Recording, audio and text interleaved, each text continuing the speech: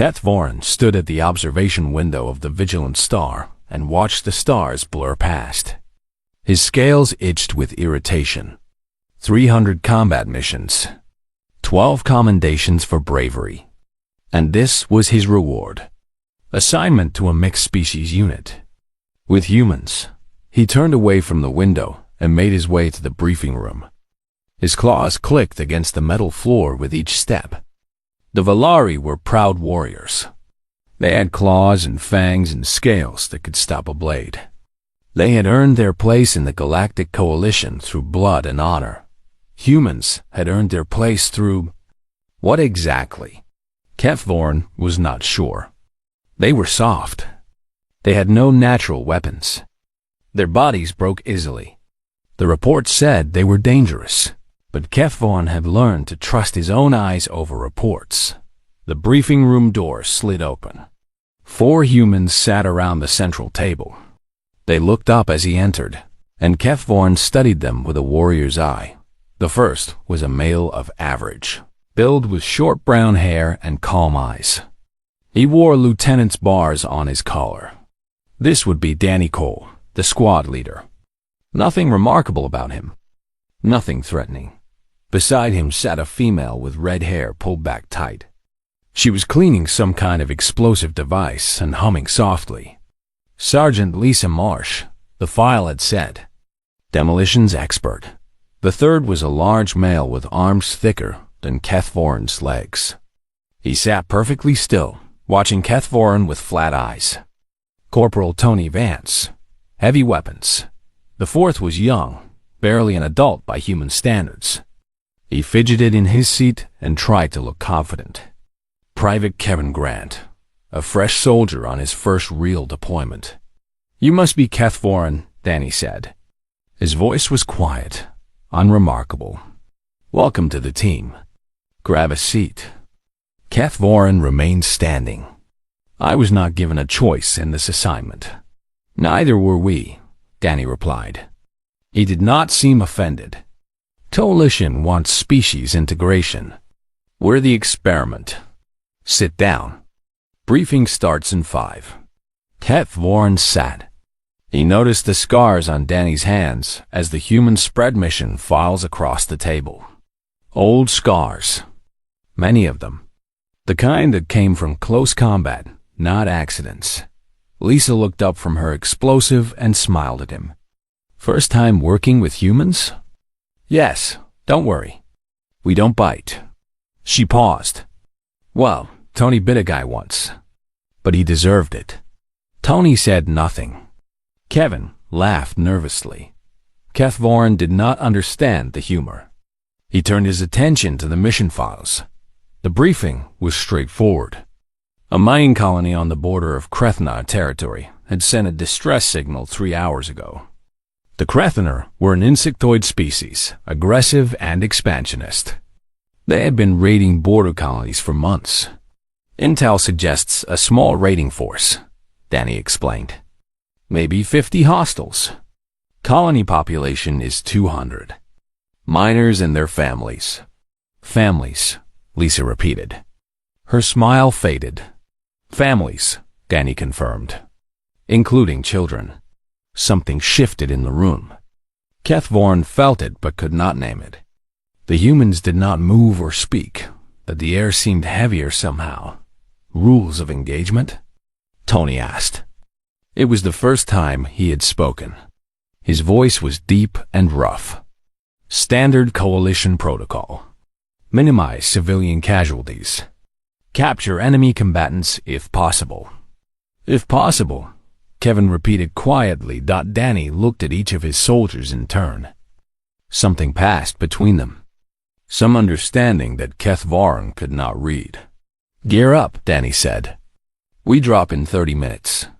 The humans rose and left. Keth Voren followed them to the armory. He watched them prepare. It was strange.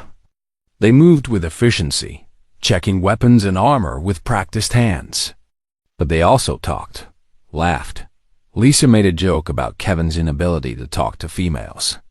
Kevin turned red and threw a glove at her. Tony smiled, just barely. They did not act like soldiers preparing for combat. They acted like friends preparing for a trip.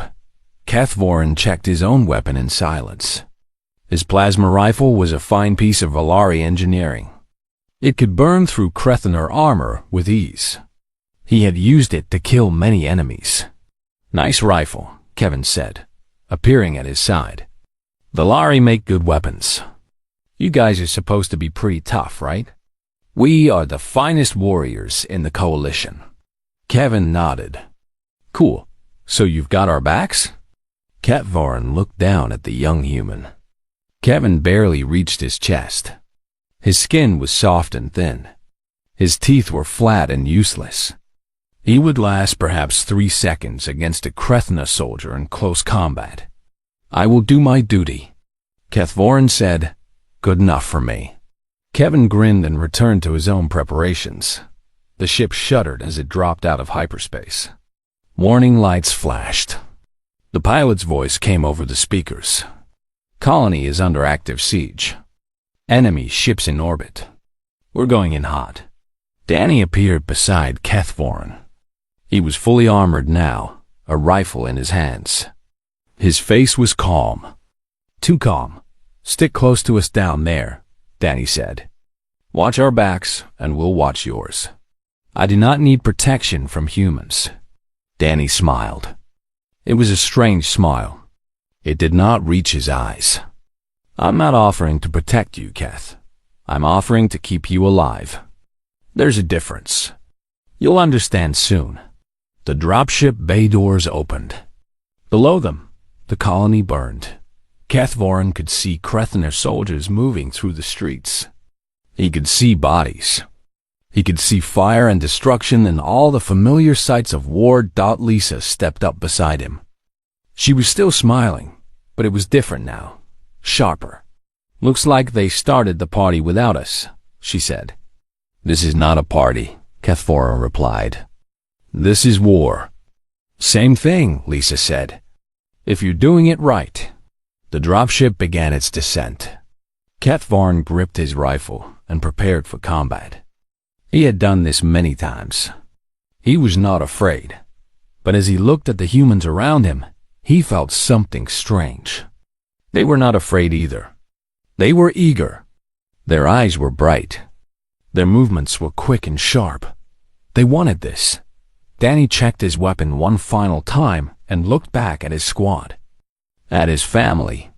"Remember," he said quietly, "there are children down there." The humans nodded. Something changed in their faces. Something hardened. Kethvorin felt his scales prickle. It was instinct. The same instinct that warned prey when a predator was near. But that was ridiculous. These were humans. They were soft. They were weak. They were nothing to fear. The dropship touched down. The doors opened. The humans moved, and Kethvorin followed them into the fire. The first Krethener died before Kethvorin could raise his weapon. Danny moved like water. One moment, he was stepping off the dropship. The next moment, his knife was buried in the enemy's throat. No wasted motion. No hesitation. Just death, quick and silent. Kethvorin had trained for combat his entire life. He had studied 100 fighting styles. He had never seen anything move like that. "Contact left," Lisa called out. She did not sound worried. She sounded excited. Tony raised his heavy weapon and fired. The sound was enormous. 3 Krethener soldiers exploded into pieces. "Moving up," Kevin shouted. He ran forward, firing as he moved, and slid into cover behind a burning transport vehicle. Kethvorin forced himself to move. His training took over. He raised his rifle and found targets. The Krethener were everywhere, their black shells gleaming in the firelight. They were fast and deadly. Their claws could cut through armor. He fired. One enemy fell. He fired again. Another fell, but the humans were faster. Lisa threw something into a group of Krethener. The explosion sent bodies flying. She laughed and threw another. Tony walked through the street like he was taking a casual stroll. Enemy fire hit his armor, and he did not even flinch. He just kept walking, kept firing, kept killing. Kevin took a hit to his shoulder. Kethvoren saw the blood. He expected the young human to fall, to scream, to die. Kevin did not fall. He looked at the wound, looked at the Krethner who had shot him, and shot back. The enemy dropped. Just a scratch, Kevin said. He kept fighting. Kethvoren did not understand. Humans were supposed to be fragile. Their bodies were supposed to break easily. But Kevin was still moving, still fighting, with a hole in his shoulder and blood running down his arm. The squad pushed forward, street by street, building by building. The Krethner fell before them like grass before a fire. Kethvoren had fought beside Valari warriors his whole life. He knew what good soldiers looked like. These humans were not good soldiers. They were something else. Something he had no name for. Danny signaled a halt at a large building. The colony's medical center. Survivors might be inside, he said. Stack up. The humans moved into position. Kethvoren followed. Tony kicked the door open. Lisa threw a flashbang inside. The humans entered before the flash faded. More killing. More death. The Krethner inside never had a chance. When the last enemy fell, Danny called out. Clear. Check for survivors. Kethvoren moved through the medical center. The smell of blood was thick in the air. He found bodies. Miners. Workers. Civilians who had died defending their home. He found something else too. A Valari soldier lay against the wall. His scales were torn. His blood pooled beneath him. But he was alive. Barely. Drexel, Kethvoren breathed. He rushed to his old friend's side. They had trained together. Fought together. Drexel had been stationed at this colony for protection duty. Keth, Drexel whispered. His eyes were wild, unfocused. You came. You brought humans? Yes, we are here to help. Hold on. The medic will? No. Drexel grabbed his arm with surprising strength. Listen to me. The humans. You do not understand what they are. What do you mean? I saw them. A human cargo ship was here when the attack started. The crew fought. Keth, I watched a human female kill 12 Krethner with a metal pipe. 12. She was protecting children in the shelter. Where is she now? Dead. They killed her. But she kept fighting even after they cut her open. She would not stop.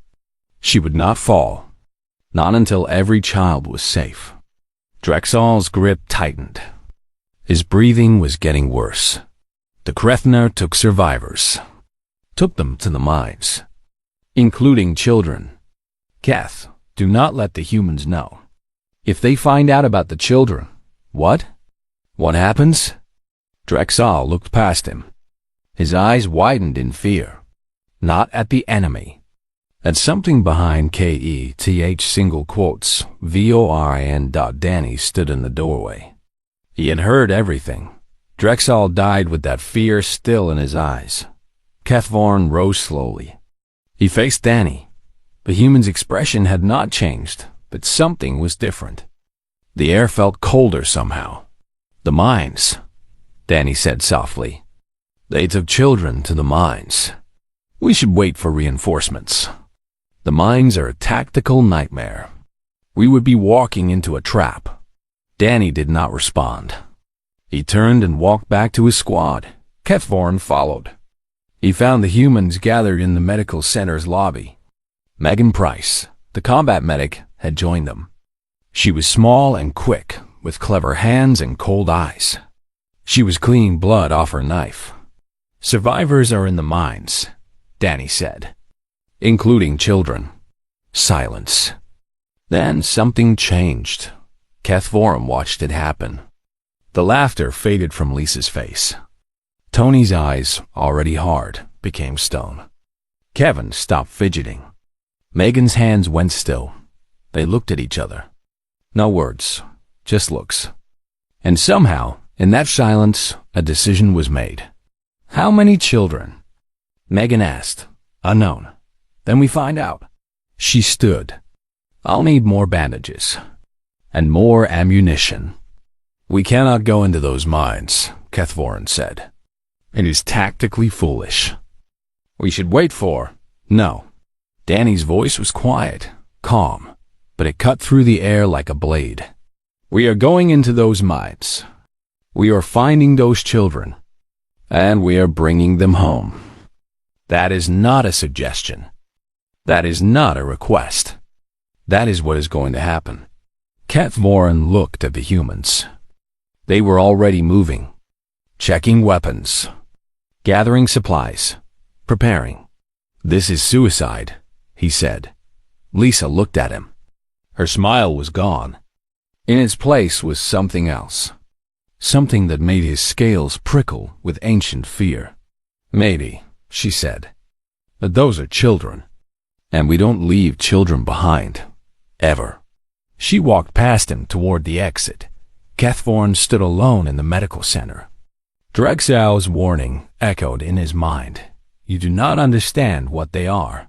He was beginning to understand. And the understanding terrified him. The humans were already outside, moving toward the mines. Kethvorin took a breath, gripped his rifle, and followed. He was a Valari warrior. He did not run from fear.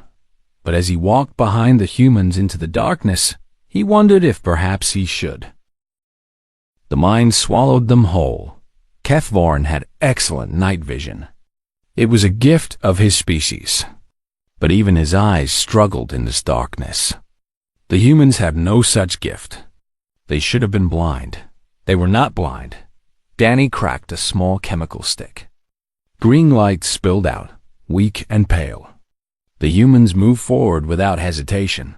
How can you see? Kethvorin asked quietly. We can't, Kevin replied. Not really. But we can hear, feel.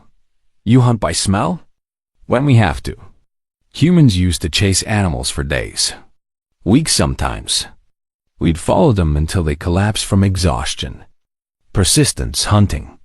Our ancestors didn't need to be faster. They just needed to never stop. Kethvorin considered this. A species that hunted by refusing to give up. That kept moving forward no matter what. Perhaps the reports about humans were not entirely wrong. The tunnels stretched deep into the earth. The air grew thick and hot. Somewhere in the darkness, water dripped. The sound echoed off the walls. Danny raised a fist. The squad stopped. Contact ahead, he whispered. Sentry, 50 meters. Kethvorin strained his eyes. He could barely make out a shape in the darkness. How had Danny seen it first? I'll handle it, Tony said. He moved forward. His massive body made no sound. Kethvorin watched him disappear into the shadows. Seconds passed. Then a wet crunching noise. Tony reappeared. His knuckles were bloody. Behind him, something lay in the darkness. Something that was no longer alive. Clear, Tony said. You could have used your weapon, Kethvorin said. Guns are loud. Megan's voice was casual. Would have warned the others. Sometimes hands work better. She said it like it was nothing. Like killing with bare hands was normal, practical, just another tool. Kethvorin looked at his own claws. The Valari were feared for their natural weapons. They were proud of their ability to kill without tools. But watching Tony's bloody hands, he felt no pride. Only unease. The squad moved deeper. They found more sentries, more bodies. The humans worked in silence, communicating with hand signals and quiet looks. Kethvorin tried to keep up, tried to contribute. But the humans were always faster, always one step ahead. He began to understand something.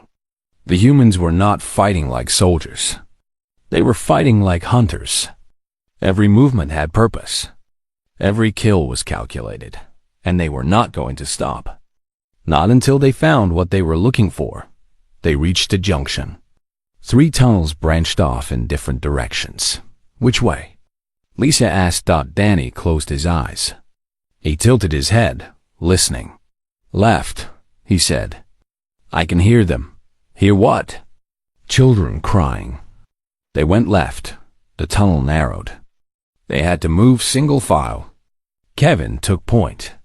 Kethvoren noticed the young human was limping. The wound in his leg had not been properly treated. Blood soaked through his bandages. You should stop, Kethvoren said. Your wound is fine. Kevin did not slow down. We don't stop. Not now. Not ever. You will bleed to death. Then I'll bleed. But I'll keep moving until I can't move anymore. He said it simply, without drama or heroics. Just a statement of fact. Kethvoren had seen Valari warriors continue fighting despite terrible wounds. It was considered the highest form of honor. But this was different. Kevin was not fighting for honor. He was not trying to prove anything. He simply refused to stop because stopping was not an option. Pain just means I'm still alive, Kevin had said earlier. You learn to make it fuel. The tunnel opened into a larger chamber. Krethner soldiers stood guard over a group of huddled figures. Miners, workers, and children. At least a dozen of them, clustered together in fear. Danny held up a hand. The squad froze. Kethvoren counted the enemy. 20 soldiers. Maybe more in the shadows. The odds were not good. Too many, he whispered. We need a plan. I have a plan, Danny said. What is it? Danny looked at him. In the dim green light, his eyes seemed to glow. Kill them all. Before Kethvoren could respond, Danny moved. The first Krethner died silently. Danny's knife opened its throat before it could make a sound. The second died just as fast. Then the shooting started. Lisa threw explosives. Tony opened fire. Kevin and Megan advanced together, weapons blazing. Kethvoren fought. His rifle spat plasma. Bodies fell. But he could barely keep up with the chaos around him. The humans fought like demons. Lisa danced through the enemy, laughing as she killed. Tony took hit after hit and did not fall. Kevin, bleeding from multiple wounds, kept pushing forward, but it was Danny who held. Kethvoren asked attention. The human squad leader moved through the Krethner like smoke. Every shot was precise. Every movement was perfect. He was not fighting. He was executing. A Krethner soldier grabbed a child. A hostage. A shield. Danny did not hesitate. His knife flew through the air and buried itself in the soldier's eye. The child fell free. Danny caught her before she hit the ground. You're safe, he whispered. I've got you. The child clung to him, sobbing. Danny handed her to Megan without breaking stride and drew another knife. More killing. More death. The chamber filled with blood and smoke and screams, and then it was over. Kethvoren stood among the bodies, breathing hard.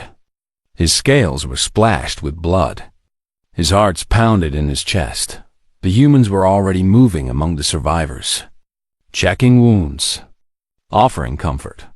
Their weapons were still warm, still bloody, but their voices were soft. Gentle. Kevin knelt beside a young boy. The child was crying. Kevin put his hand on the boy's shoulder. Hey, Kevin said quietly. You're okay now. The monsters are gone. We're going to take you home. The boy looked up at him. At this bleeding, wounded human who had just killed a dozen enemies. Promise? The boy asked. Kevin smiled. Promise. Kethvoren watched them. He did not understand.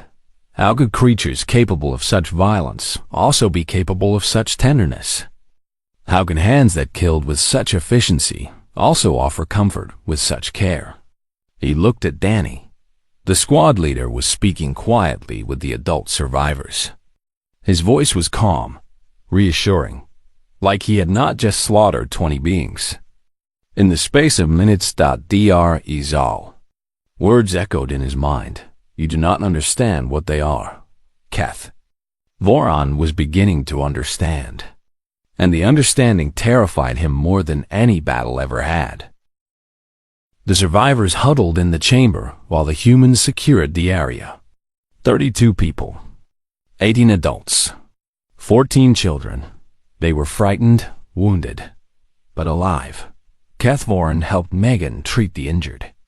Her hands moved quickly, stitching wounds and applying bandages with practiced ease. She worked on a young girl whose arm had been broken. This will hurt for a second, Megan told the girl, but then it will feel better. Can you be brave for me? The girl nodded. Megan set the bone with a quick, precise movement. The girl cried out but did not scream. Good job, Megan said. She smiled warmly. You're very brave. The same hands that had killed a dozen Krethna now wrapped a bandage around the child's arm with perfect gentleness. Keth Voron turned away. He found Danny studying a map of the mine system. There is another group, Danny said without looking up. Deeper in. The Krethner commander has them in the processing center. Processing center? Where they prepare captives for transport. They sell prisoners, slaves. The word hung in the air, heavy, ugly. How many captives? Keth Voron asked. Unknown. But there were children in the main group who were asking about siblings. Brothers and sisters who were separated. Keth Voron understood. More children. Deeper in the mines. Held by the enemy commander. We cannot leave them, he said. Danny looked at him. For a moment, something like respect flickered in his eyes. No, Danny agreed. We cannot. The squad gathered. Lisa had used most of her explosives. Tony had taken 3 wounds, but refused treatment. Kevin could barely stand, but he refused to stay behind. The processing center is 2 levels down, Danny explained. Intel suggests heavy resistance. At least 40 soldiers plus the commander. We are 5, Keth Voron said. 6 with me. 6 is enough. Keth Voron almost laughed. Almost, but he looked at the humans and saw no humor in their faces. They believed it. They truly believed that 6 soldiers could defeat 40. Perhaps they were mad. Or perhaps they knew something he did not. They left Megan with the survivors. She was needed to protect them. She argued, but Danny overruled her. Keep them safe, he said. That's an order. You better come back, she replied. All of you. Danny touched her shoulder briefly. Then he turned and led the squad deeper into the mines. The descent was harder. The tunnels grew narrower. The darkness grew heavier. Keth Voron's night vision showed him shapes moving in the shadows. Krethna scouts. Danny found them before they could report. His knife was never still. They reached the processing center. It was a large cavern, lit by harsh industrial lights. Cages lined the walls. Inside the cages, prisoners waited. More children among them. The Krethner commander stood at the center. He was larger than his soldiers, his shell adorned with marks of rank. Around him, 40 soldiers waited with weapons ready. They had been expected. Coalition forces. The commander spoke in Galactic Standard. His voice was like rocks scraping together. You are surrounded, outnumbered. Lay down your weapons, and you will be processed with the others. Danny did not lower his weapon. Neither did the others. We are here for the prisoners, Danny said. Release them and we will let you leave. The commander made a sound that might have been laughter. You are 6. I have 40 warriors. You have no leverage. We have something better. What? Danny smiled. It was not a nice smile. Motivation. The commander clicked his mandibles. You threaten me? You soft, weak creatures dare to. You took children. Danny's voice was quiet, calm, but something in it made the commander stop. You put children in cages. You planned to sell them as slaves. You hurt them, frightened them, made them cry. Danny took a step forward. The Krethener soldiers raised their weapons. Danny did not stop. There is nothing in this galaxy that will save you now. Not your soldiers. Not your armor. Not your gods. You touch children, and we are going to kill every single one of you. The commander hesitated. Just for a moment. Just long enough to doubt. Then Lisa threw her last explosive. The blast tore through the Krethener ranks. Bodies flew. Chaos erupted. The humans moved. Cathvorin had thought he understood human combat after the earlier battles. He had been wrong. What he saw now was something else entirely. Danny killed 6 soldiers in the first 10 seconds. His movements were brutal, efficient, without mercy.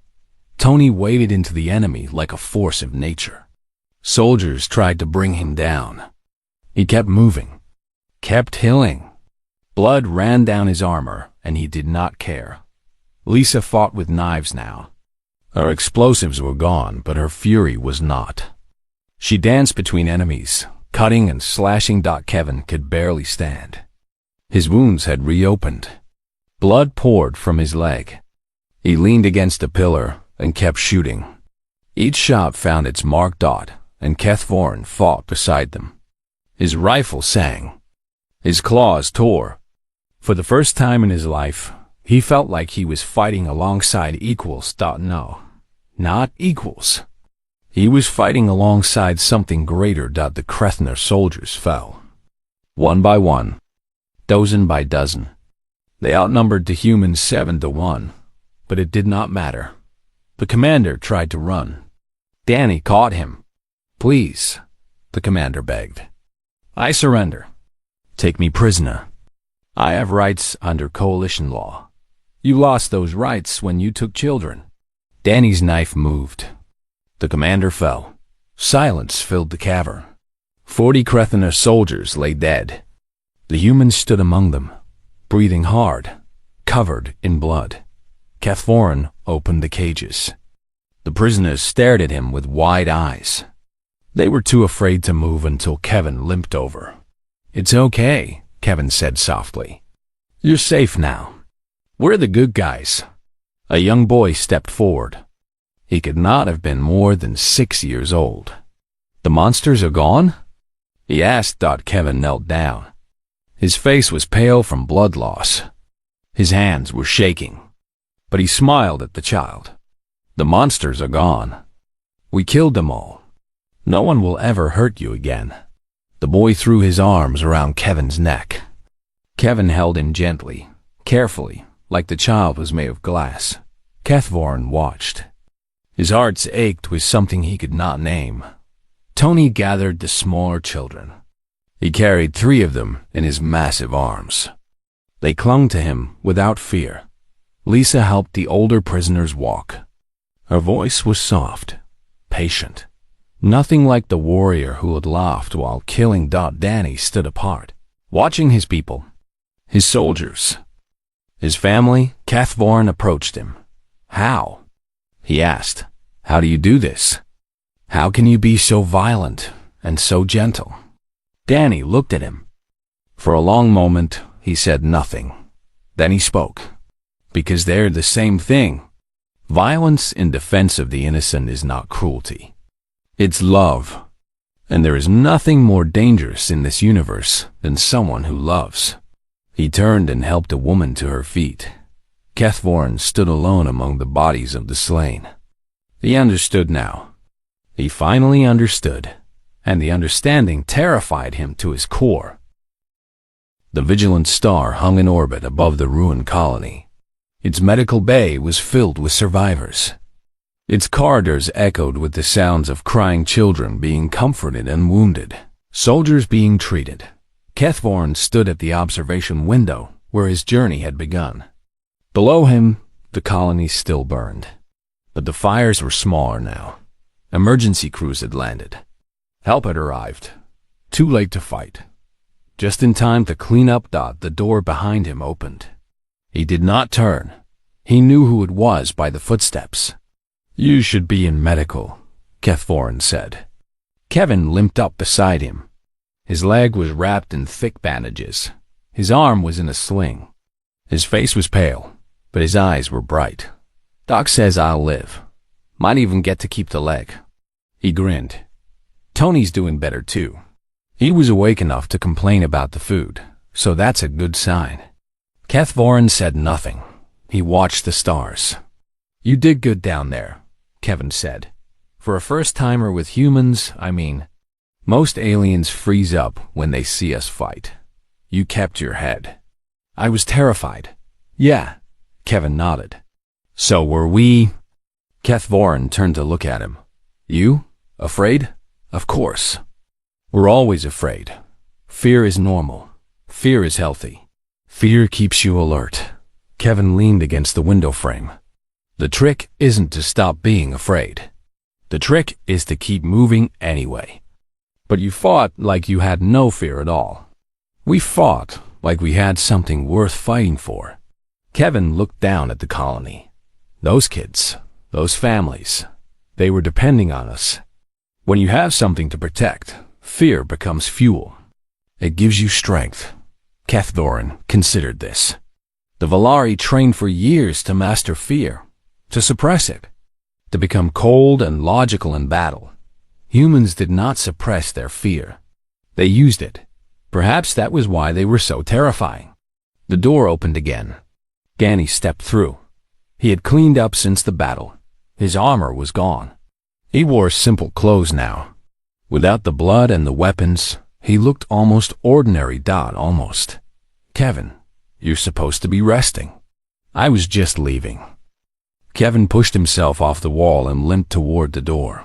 He paused beside Kethvorin. "See you around, Keth. You're okay. For a lizard." He disappeared through the door, leaving Danny and Kethvorin alone. Silence stretched between them. Kethvorin searched for words. "I have questions," he finally said. "I know. Will you answer them?" Danny moved to stand beside him at the window. "I'll try." Kethvorin gathered his thoughts. He had been thinking about this since the mines, since he watched humans kill and comfort in the same breath. "What are you?" he asked. "I have fought beside many species. I have never seen anything like humans. You are not the strongest, not the fastest, not the most advanced. But you terrify me in a way I cannot explain." Danny was quiet for a long moment. "Do you know our history?" he asked. "Some of it. Your world is harsh. High gravity, predators, disease. You call it a death world. It is, but that's not what makes us what we are." Danny turned to face him. "What makes us dangerous is not where we come from. It's what we've done to ourselves. I do not understand. Humans have been killing each other since the beginning. We invented war before we invented writing. We've committed atrocities against our own kind that would make the Krethener look like children playing games." Kethvorin felt a chill run down his spine. "We are monsters," Danny said quietly. "We know it. We've seen what we can become. We've stared into the darkness of our own souls, and we've seen horrors that no alien species could imagine." He paused. When he spoke again, his voice was softer. "But we've also seen something else. We've seen humans walk into fire to save strangers. We've seen soldiers throw themselves on explosives to protect friends. We've seen parents die for children, lovers, die for each other, and ordinary people become heroes in moments of crisis." "That is what I do not understand," Kethvorin said. "How can you be both? How can you contain such violence and such love in the same heart? Because they're not different things." "Not for us." Danny looked out at the stars. "Love and violence come from the same place. They're both expressions of the same thing, our refusal to accept what is when what is hurts the people we care about." He turned back to Kethvorin.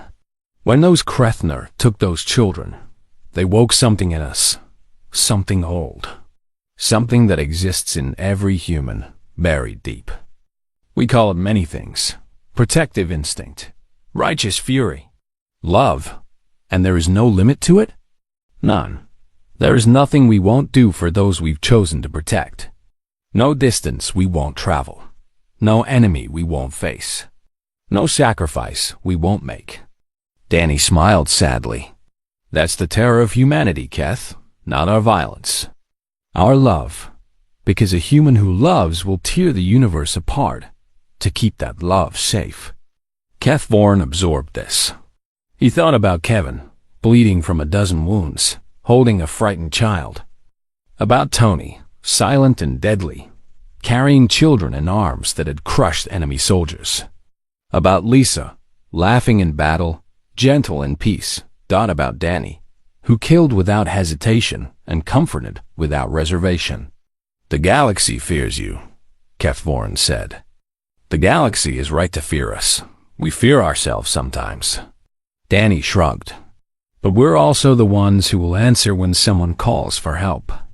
We're the ones who will stand between innocence and danger. We're the monsters who protect other monsters from worse monsters.